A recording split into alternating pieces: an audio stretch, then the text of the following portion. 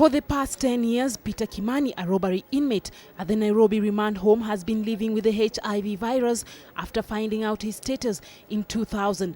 Kwa sababu siku hiyo nilikuja nikapimwa HIV na sikuwa ninapata mapato ya kutosha. Placed on ARVs in 2001 and living in an appalling condition in Nairobi Rumandi detention, this did not stop Kimani from living positively, and after accepting his status, he became a motivation to fellow inmates. Na wengine hawajuagi kama wana virusi kwa sababu wengine wao wametoka raia. Unaona, wakati wanajulikanaga pale ndivyo sasa mtu anajipatanga ana virusi.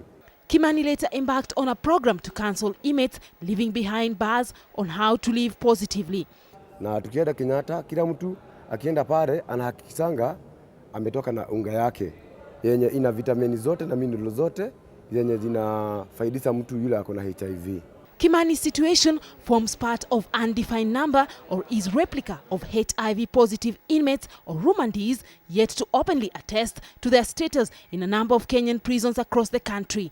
That's why an initiative set up by the Prisons Department of the AIDS Control Unit pitched tents in a considerable number of prisons as a prelude to mark the World AIDS Day celebrated on 1st December.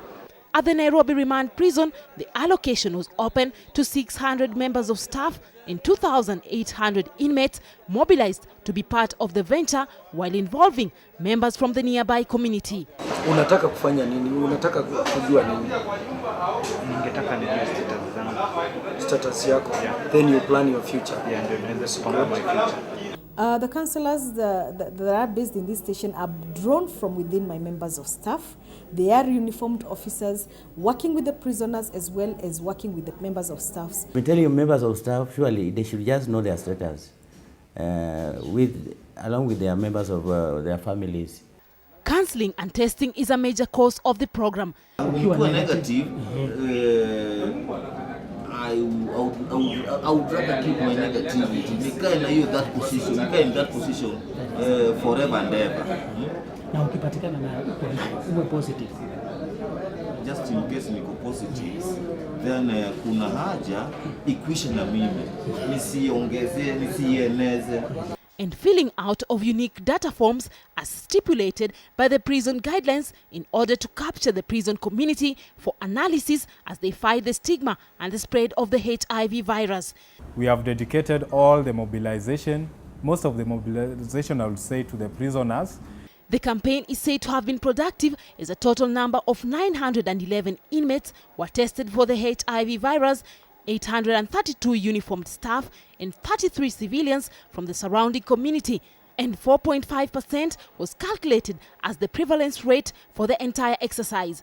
Of most of the things that would encourage people contacting HIV in prison. This is one of the blocks designated as L3 that equally serves as a clinic ward. There are 62 inmates for admission. Out of these, 37 are HIV positive, as the rest have physical challenges such as fractured or amputated limbs. And some, like Andrew Kisiebe, who is co-infected with TB, but luckily undergoing treatment by medical personnel at the prison and Kenyatta National Hospital. Kwanza nilianza kupimwa hapa. Wakaona waoni sawasawa, wakanituma Kenyatta. Sasa ndio nikatoka huko. Unfortunately, testing of HIV for inmates is not undertaken in Kenyan prisons due to the nature of the sentences that do not allow such an exercise to be conducted. If somebody is brought here to serve a sentence of 7 months, surely there will be no time. There will be very little time for them to undergo those kinds of tests. Wakikuja jela, hawa watu wasife moyo.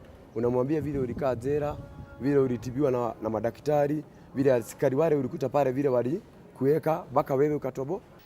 Sufficient and double portion nutrition for the inmates living with the virus is prepared in hygienic condition as stipulated by the ministry and the government after better facilities were equipped for the prison kitchen. Tunawapatia chef mboga, viazi, iko supu, iko nyama, tunapatia additional ili isaidie maisha yao. Living as an inmate with HIV remains a challenge, as Kimani attests, and hopes that the government or non-governmental organizations should create opportunities for prisoners living with the HIV virus to give them a head start in life by involving them in beneficial activities or train them as counselors as they give advice and support to the infected. Zipporah Karani for KTN, Mending the Ribbon.